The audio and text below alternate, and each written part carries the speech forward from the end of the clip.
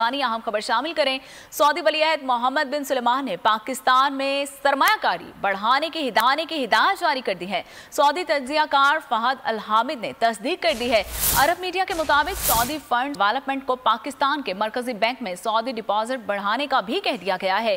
Saudi अरब पाकिस्तान में सरमायाकारी को 10 अरब dollar तक बढ़ाएगा। सऊदी तज्जियाकार फहद अल हामिद का भी ये कहना था कि पाकिस्तान के मरकजी बैंक में सऊदी डिपॉजिट $5 बिलियन तक बढ़ाने पर गौर की हिदायत भी जारी कर दी गई है। तो अहम खबर से आपको आगाह कर रहे हैं कि सऊदी वलीअहद मोहम्मद बिन सलमान ने पाकिस्तान में सरमायाकारी बढ़ाने की हिदायत जारी कर दी है। सऊदी तज्जियाकार फहद अल हामिद ने इस बात की तस्दीक कर दी है।